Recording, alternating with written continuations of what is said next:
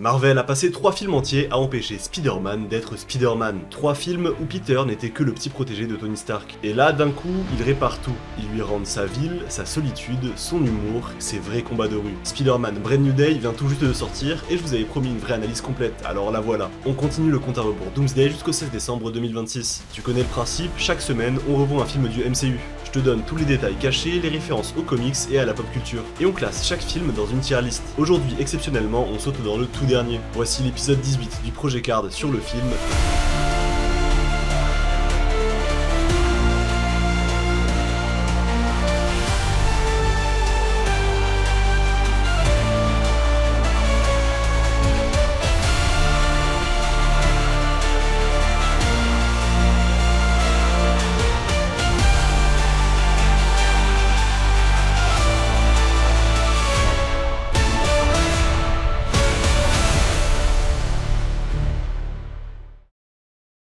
Et on va commencer par le plus important, le titre. Brand New Day, ça vient pas de nulle part. C'est le nom d'une ère de comics qui démarre en 2008. Et cette ère, elle arrive juste après une histoire qui s'appelle One More Day. Dans One More Day, Peter fait un pacte avec Mephisto, une sorte de diable dans l'univers Marvel. Mephisto exauce un vœu, il efface de la mémoire du monde entier le fait que Peter est Spider-Man. Et au passage, il efface aussi le mariage de Peter et MJ. Du jour au lendemain, MJ ne se souvient plus de leur vie commune. Et le film reprend exactement cette idée d'effacement. Sauf qu'à la place de Mephisto, c'est le sort de Doctor Strange dans No Way Home. Voilà pourquoi le titre est aussi bien choisi. Ensuite, un détail que t'as sûrement zappé. Peter calibre son lance-toile en parlant à une IA qui s'appelle Ivy. Et cette IA, elle est doublée par Naomi Watts. Et c'est un petit clin d'œil parce que Naomi Watts, c'est la première grande actrice avec qui Tom Holland a tourné, dans le film The Impossible en 2012. C'est elle qui lui a un peu tout appris sur un plateau de tournage, quand il était encore gamin. Sa première maman à l'écran, en gros. Et là, elle le guide encore, sauf que cette fois, c'est dans l'oreille de Peter. Autre détail, Peter emménage dans un loft immense. Beaucoup trop grand et beaucoup trop cher pour un mec aussi pauvre. Selon moi, c'est que dans le MCU, il y a peut-être moins de monde qui veut vivre à Manhattan. Vu les dégâts d'attaque de Sentry dans Thunderbolts, on peut comprendre que les loyers aient chuté. Et pour tout son matériel high-tech, la réponse est dans son imprimante 3D. Une imprimante qui sort pas des babioles comme les nôtres. Tu la vois réparer le costume de Peter dans une scène. Et si tu prends la pub Samsung de Brand New Day au sérieux, elle est carrément capable d'imprimer un téléphone. Ensuite, Peter est un peu nostalgique de sa vie passée. Il pense à son ami Ned. Son compte Instagram dans le film, c'est Grateful Ned 42. Et ce nom, c'est un double jeu de mots. D'abord, Grateful Ned, en référence au groupe de musique Grateful Dead. Et ensuite, le 42, c'est un clin d'œil au guide du voyage galactique, où 42 est la réponse à la grande question sur la vie, l'univers et le reste. C'est une vraie rêve de nerd. Ensuite, tend l'oreille pendant une séquence de montage. On entend le morceau Wolf Like Me du groupe TV on the Radio, sorti en 2006. Et ce détail est loin d'être innocent, parce que le clip de cette chanson à l'époque a été tourné par un certain John Watts. Oui, le même John Watts qui a réalisé les 3 premiers Spider-Man du MCU. Du coup, c'est peut-être un petit clin d'œil de destin Daniel Cretton, le nouveau réal. Et le meilleur détail, c'est le costume. Dans le film, à un moment, Peter porte un gilet et un bonnet par-dessus sa tenue. Et il y a une vraie raison à ça. Souviens-toi, son ancien costume, Stark avait mis des chauffages intégrés. Des chauffages ajoutés par Tony après que ce dernier soit gelé dans le Tennessee dans Iron Man 3. Sauf que là, Peter est revenu à un costume fait maison, sans technologie Stark, donc sans chauffage. Alors il se couvre tout simplement. Et ce look, on le retrouve dans le comic Amazing Spider-Man numéro 795, sorti en 2018. Et c'est aussi un clin d'œil au Spider-Man d'Andrew Garfield, parce que dans Amazing Spider-Man 2, quand il est malade, lui aussi enfile un gilet et un bonnet par-dessus son costume. Et en parlant de références visuelles, il y a une séquence entière du film qui est un hommage direct aux couvertures de comics les plus célèbres de Spider-Man. Ça commence par un plan tout simple. Peter attrape un type en verre, et ce plan c'est la reproduction exacte de la couverture d'Amazing Fantasy numéro 15, c'est-à-dire la toute première apparition de Spider-Man en comics, le 10 août 1962, par Jack Kirby et Steve Ditko. Et le détail dans le détail, le type en vert s'appelle Steve dans les comics,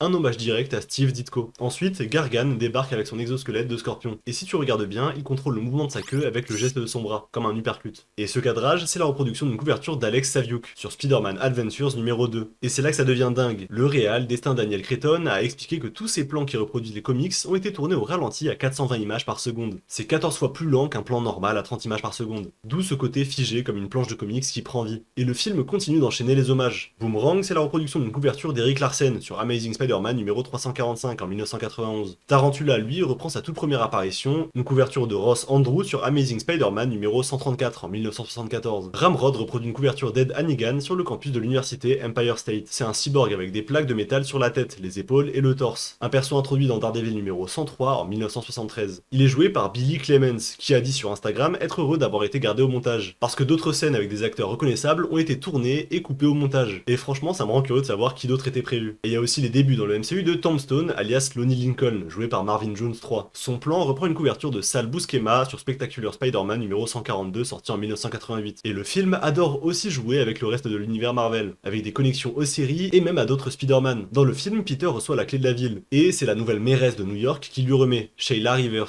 Et si son visage te dit quelque chose, c'est normal, parce qu'elle jouait déjà dans Daredevil Born Again, où elle était la chef du cabinet de Wilson Fisk. Sauf que Fisk a démissionné à la fin de la saison 2 de la série. Elle est dans le film et elle est devenue mairesse par intérim. Et voilà le détail fou, cette scène était déjà dans le premier trailer de Brand New Day. Un trailer sorti avant même que la saison 2 de Daredevil soit complètement diffusée. Autrement dit, le trailer du film a spoilé la fin de la série Daredevil. Ensuite, regarde bien le t-shirt de Peter. Il porte celui avec écrit The physics are theoretical but the fun is real. Il est bien ou pas? Ça va, je l'ai bien dit. Et ce t-shirt, on l'a souvent vu. Il le portait déjà dans Homecoming, dans la voiture avec Tony, et il le remettait dans No Way Home pendant son interrogatoire au Damage Control. Ce gros crasseux veut pas changer de t-shirt. Autre détail, quand Peter appelle l'inspectrice D-Wolf depuis une supérette, sur les étagères en arrière-plan, on voit des bières Biro. Et Biro, c'est tout simplement la marque de bière sans alcool de Tom Holland lui-même. Bah oui, t'as raison, fais ta promo, Tom. T'arrives. On va rien dire, t'es Spider-Man. Et le film glisse encore un écho visuel juste après. Peter se balance dans une ruelle. Il passe au-dessus d'un gros tuyau. Et ce plan précis, il m'a fait penser à Spider-Man 3, le film de Tobey Maguire en 2007. Parce que dans ce film, Harry Osborn se fait justement assommer par un tuyau quasi identique.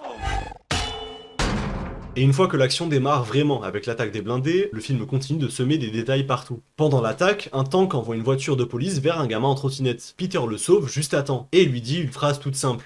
You okay, kid? Yeah, you're okay. Puis il tapote 2 fois son casque, et ce petit geste, il cache peut-être une énorme référence. Souviens-toi de la toute première apparition de Peter dans le MCU. C'était dans Iron Man 2 à la Stark Expo. Un petit garçon avec un masque d'Iron Man qui tient tête à un drone, mais que Iron Man vient sauver de justesse. Et ce garçon, on a appris plus tard que c'était Peter Parker. Et au tout début de ce même film, Tony Stark tapote 2 fois son casque avant de signer un autographe. Donc ce tapotement de casque, c'est peut-être une boucle. Peter qui refait le geste de son mentor sur un autre gamin. Ma théorie, c'est que ce gamin en trottinette pourrait être Miles Morales. Le passage de flambeau serait déjà en train de se préparer. Mais ce tank dont on a parlé, il fonce vers un bus touristique. Et le guide du bus, il dit un truc bien précis. Il dit qu'on ne devinerait pas, mais que c'est la rue détruite pendant la bataille de New York. Une référence directe au premier Avengers en 2012. Ensuite, Peter tire une toile pour rediriger le tank. Sauf que sa toile lâche, et il s'écrase contre une fenêtre. Et derrière cette fenêtre, une fille avec un t-shirt vert et des écouteurs le remarque à peine. Dans le trailer, beaucoup de fans ont cru reconnaître Rogue des X-Men. Et perso, je pense pas que ce soit elle. On n'introduit pas ce personnage comme ça. Dans cette scène, il reste un détail à repérer, et il est sonore. Juste avant que Peter se prenne l'explosion de l'arme du Punisher, son Spider-Sense se déclenche. Et si tu écoutes bien, c'est exactement le même carillon sonore que dans No Way Home, quand il sentait la trahison d'Osborn. Et le même son qu'on entendait aussi au moment où Peter partait en poussière dans Infinity War. Et pile après cette explosion, le film nous présente enfin l'un de ses nouveaux personnages majeurs. Après l'explosion, Peter tombe au sol. Et là, il se fait littéralement percuter par un van. C'est le Battle Van de Frank Castle, le Punisher. Et c'est la toute première apparition de ce van en live action. Dans les comics, ce véhicule existe depuis Giant Size Spider-Man numéro 4, sorti en 1975. Ce qui veut dire que le van vient à la base d'un crossover entre le Punisher et Spider-Man. Et d'ailleurs, ce plan où Peter se fait faucher, ça rappelle une scène d'Amazing Spider-Man 2, celle où Andrew Garfield se fait renverser par un SUV de la police de New York. Ensuite, il y a un easter egg caché. Sur le mur, un street art représente B-Rabbit. Et B-Rabbit, c'est le personnage joué par Eminem dans le film 8 Mile. Et ce détail vient d'une couverture Salvador Larroca, pour Amazing Spider-Man numéro 1, sorti en 2022. Sur cette couverture, on voit B-Rabbit en plein battle de rap contre Spider-Man, avec Daredevil et Miles Morales dans la foule. Un clin d'œil qui sert à rien, mais toujours cool. Ensuite, Peter arrive au Damage Control et discute avec William Metzger, le directeur. Et au premier plan, on aperçoit des scientifiques qui bricolent les gantelets du Shocker, ceux qu'on avait vus dans Homecoming, et ceux qui appartiennent à la base à Crossbones. Et Metzger parle de mettre cette technologie entre de bonnes mains. Ses mains à lui, évidemment, pour aller taper sur des mutants. Ensuite, Peter s'invite discrètement à la crémaillère de Ned et MJ. Peter et Ned discutent et MJ entre dans la pièce. Et là, regarde bien son cou. Elle porte le collier du Dahlia noir. Ce collier, c'est Peter qui le lui avait acheté à Venise avant qu'il se casse. Sauf que MJ l'aime casser, alors elle continue de le porter. On la voyait déjà avec au Donut Shop de No Way Home après le sort. Et ici, elle le porte encore, comme si une part d'elle se souvenait de Peter malgré tout. Et pendant que Peter enquête, le film nous offre une scène à laquelle on s'attendait certainement pas. pas. Peter va voir Yelena pour comprendre à qui il a affaire, sauf que son bureau à elle, c'est un bain russe. Et pour vérifier qu'il n'est pas armé, elle le force à se déshabiller pour la rejoindre dans le bain. Et cette scène, elle est plus maligne qu'elle en a l'air, parce que les bains russes, les fameux banyas, ont un vrai lien culturel avec la mafia russe, la Bratva. Historiquement, ces bains servaient de lieu de réunion pour le crime organisé. Et pourquoi? Parce qu'un bain privé, c'est un espace clos, sans micro, loin des oreilles de la police. Et surtout, en se déshabillant complètement, tout le monde prouve qu'il n'a pas d'armes. C'est une façon d'installer la confiance entre parrains avant de négocier. Yelena qui reçoit Peter comme ça, c'est un clin d'œil parfait à ses origines et à son monde d'espionne. Ensuite, changement total de décor. Peter part à l'université pour poser des questions au professeur Bruce Banner sur sa mutation. Et pendant le cours, une élève lève la main. Elle s'appelle Cindy. Et ce serait peut-être Cindy Moon, jouée cette fois par Shannon Young-cho. Parce que dans Homecoming, Cindy était jouée par une autre actrice, Tiffany Espensen. Et la question de Cindy, elle est géniale. Elle demande à Banner que si Thanos s'inquiétait tant de la surpopulation, pourquoi il n'a pas simplement utilisé le gant pour créer plus de nourriture. Et le film ne donne jamais vraiment de réponse. Ce qui est drôle parce que c'est littéralement la question la plus posée par les fans depuis Infinity War. Un détail méta qui lie le film au monde réel. Mais la vraie raison qui amène Peter dans cette salle de classe n'a rien à voir avec Thanos. Son corps est en train de lâcher. Ses toiles ne sortent plus d'un lanceur mécanique. Elles sortent maintenant directement de ses poignets. Et cette histoire de toile organique, elle est bien plus vieille que le film. Elle remonte à un Spider-Man qui n'a jamais existé. Dans les comics, Peter a toujours eu des lance-toiles mécaniques. Des petits appareils qu'il fabrique lui-même. La toile organique, celle qui sort directement du corps, c'est une invention de cinéma. Et tout commence dans les années 90. À l'époque, les droits de Spider-Man se baladent de studio en studio dans un vrai bazar juridique. Il passe par Canon Film, puis par Carol Co, avant de finir chez Sony. Et au milieu de tout ça, un nom débarque, James Cameron. Oui, le réalisateur d'Alien, de Terminator, de Titanic et d'Avatar. Vers 1991, il écrit ce qu'on appelle un scriptment,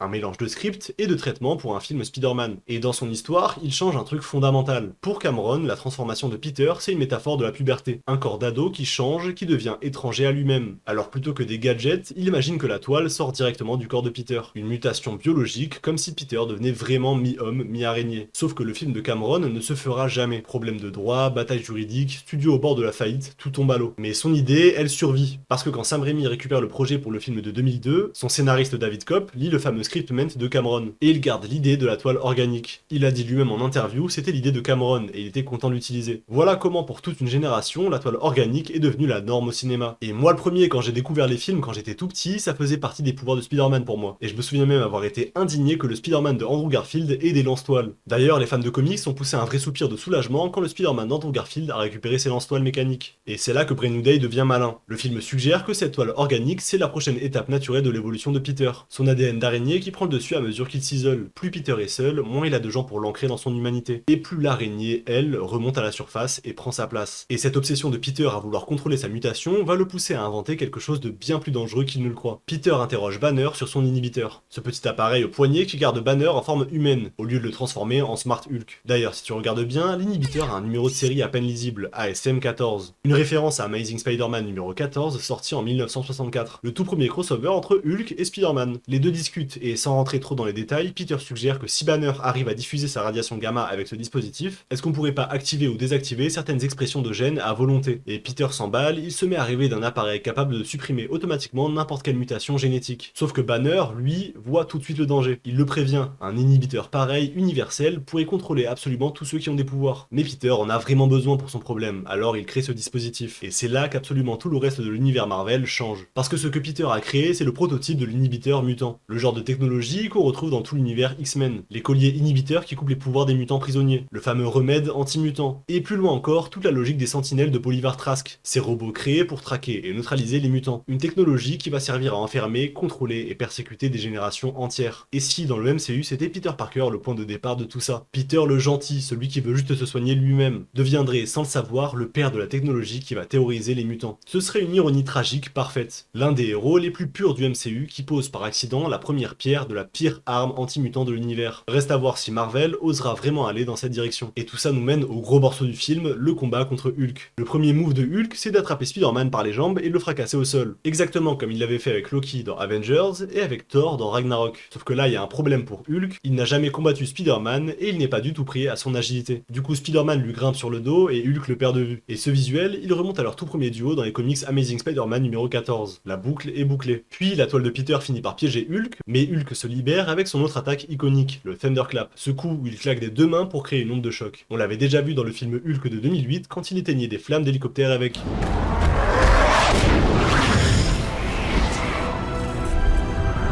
Et Mais il y a un détail dans le combat qui passe inaperçu et que je vois personne relever. Pendant que Peter essaie de coller son inhibiteur sur Hulk pour le neutraliser, il tombe du bâtiment, et il lâche l'inhibiteur. On a un plan au ralenti où il le rattrape en l'attirant avec sa toile. Et cette scène, c'est le miroir exact d'un moment de Spider-Man 3, le film de Tobey Maguire. Au tout début de ce film, Peter se fait attaquer par son ami Harry Osborn, et il perd la bague qu'il comptait utiliser pour demander MJ en mariage. Même ralenti, même chute, et un objet précieux pour les deux Peter qui leur glisse entre les doigts. La seule différence, c'est que dans le vieux film, Peter ne rattrape pas la bague à cause de Harry qui lui fonce dessus. On avance jusqu'au dénouement du film qui enchaîne les hommages, jusqu'à la scène qui referme l'histoire de Peter et Ned. Quand Jean décuple ses pouvoirs à cause de Metzger, elle pète un câble. Elle prend le contrôle de tout le monde dans le bâtiment, y compris les ninjas de la main contre qui Peter est en train de se battre. Et pendant ce temps, elle tient Metzger sur une chaise avec des éclats de verre pointés vers son visage. Et ce plan-là, il rappelle direct Ebonimo, qui torturait Doctor Strange dans son vaisseau dans Infinity War. Ensuite, Peter esquive les shurikens des ninjas. Et le cadrage de cette esquive au ralenti rappelle une autre scène culte, celle où le Peter Parker de Spider-Man 1 joué par Tobey Maguire esquive le point de Flash. Ce plan où le monde ralentit autour de Peter. Puis vient le moment le plus dur. Peter est gravement blessé et c'est Frank qui porte son corps jusqu'aux urgences. Et Frank qui tient Peter dans ses bras comme ça, c'est la reproduction d'une planche de Steve McNiven, dans le comic Civil War numéro 5 sorti en 2006. Et là, le film sort son plus bel hommage. Peter se réveille à l'hôpital. Il veut sortir discrètement, dans la foule, sans son masque. Alors Frank reste dans la chambre, met le masque de Spider-Man et se montre à la fenêtre pour attirer l'attention. Ce qui permet à Peter de se fondre dans la foule et de savourer le moment anonymement. Et ça, c'est un clin d'œil direct au Spider-Man 3 de Tobey quand la foule acclame le héros. Pendant ce temps, MJ est assis sur un toit. Le même toit où elle, Peter et Ned rêvaient de leur futur dans No Way Home. Et elle tient précieusement son collier du dahlia noir cassé. Pour moi, c'est clair, elle commence à se souvenir de Peter.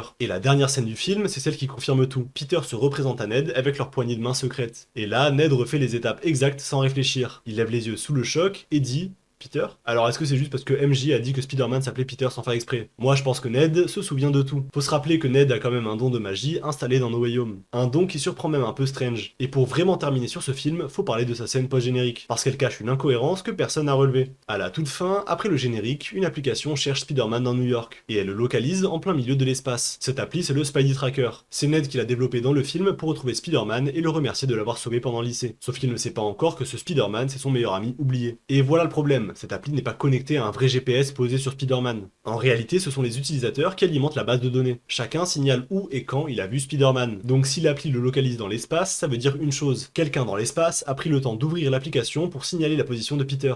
Mais qui ferait ça? T'es dans le vide spatial, t'as clairement d'autres soucis que de mettre à jour une appli de fan. Ça n'a pas trop de sens. Alors pour moi, il y a deux explications possibles. Première option, l'appli a été améliorée entre temps. Souviens-toi, à la fin du film, Ned se souvient de Peter. Donc il pourrait redevenir son allié et l'aider dans sa mission. Et dans ce cas, il aurait pu ajouter un vrai tracker à l'appli, pour son usage perso. Ce serait la façon la plus propre d'expliquer la scène. Et deuxième option, beaucoup plus simple, c'est juste une incohérence de scénario. La volonté de caser une scène post-générique à tout prix qui fait un peu bugger la logique du film. Parce que soyons honnêtes, une scène post-générique, ça doit surprendre quitte à sacrifier un peu de cohérence. Perso, je préfère largement croire à la première option. Un Ned de retour aux côtés de Peter, c'est trop beau pour qu'on s'en prive. Et surtout, ça prépare le terrain pour la suite. Une suite qui, elle, nous amène tout droit vers Doomsday. Et on arrive au fil rouge qui nous suit depuis le début de la série, l'indice Doomsday. Et pour ce film, tout se joue justement dans cette scène post-générique. Reprenons, l'appli localise Peter dans l'espace. On a supposé que c'était soit une incohérence, soit que Ned faisait maintenant partie de l'équipe Spider-Man. Mais la vraie question, c'est pourquoi Peter serait dans l'espace? Et pour comprendre, faut voir les comics, direction Secret Wars. Dans Secret Wars, Doctor Doom atteint le sommet de sa puissance. Il détruit tous les mondes qui restaient et il s'en crée un seul, un monde parfait à sa gloire. Il devient God Emperor Doom. Et pour régner tranquille, il fait un truc terrible. Il efface la mémoire de tout le monde. Absolument tout le monde oublie son ancienne vie, son ancien univers. Tout le monde sauf un petit groupe de héros, parce que ces héros-là avaient embarqué à bord d'un vaisseau, une sorte de radeau équipé d'une technologie qui empêche l'oubli. Et parmi eux, il y avait Peter Parker. C'est grâce à ce radeau que Peter garde ses souvenirs pendant que le reste de l'univers oublie tout. Alors voilà ma théorie complète. Cette scène post-générique, elle ne tease pas Doomsday. Peter n'apparaîtra d'ailleurs probablement pas dans Doomsday. Elle tease le film d'après, Avengers Secret Wars. Le moment où Doom gagne, efface tout et crée son Battle World. Et Peter, à bord d'un vaisseau avec d'autres héros, ferait partie des rares à encore se souvenir. Ça donnerait un sens énorme à tout ce qu'on vient de voir. Le seul dont l'esprit résiste deviendrait aussi le seul, ou presque, à résister à l'effacement de Doom.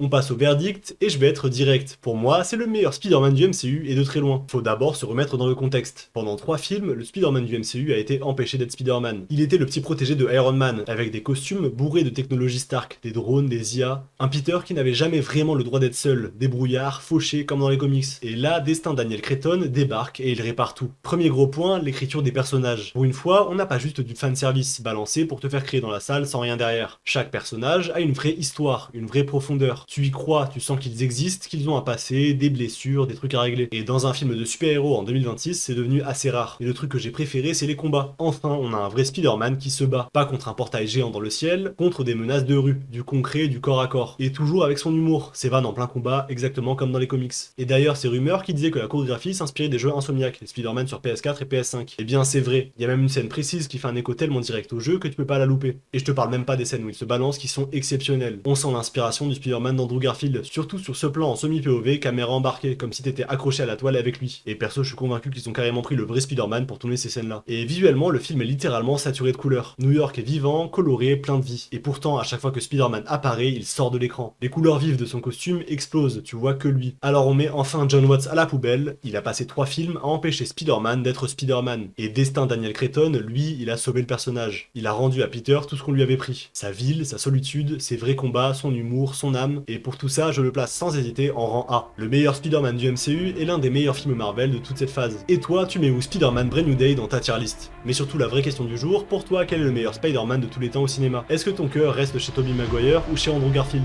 Alors dis-moi en commentaire, Team Tobey, Team Andrew ou Team Holland. Like et partage si l'épisode t'a plu, ça aide énormément la chaîne. On se retrouve dès vendredi prochain à 18h et on reprend enfin la chronologie normale du projet Card. On quitte New York, direction un royaume caché au cœur de l'Afrique. Un royaume protégé par le métal le plus précieux du MCU, le vibranium. Un roi, une panthère et l'un des films Marvel les plus récompensés de toute l'histoire. Black Panther, vendredi prochain à 18h. Alors abonne-toi, active la cloche et à plus.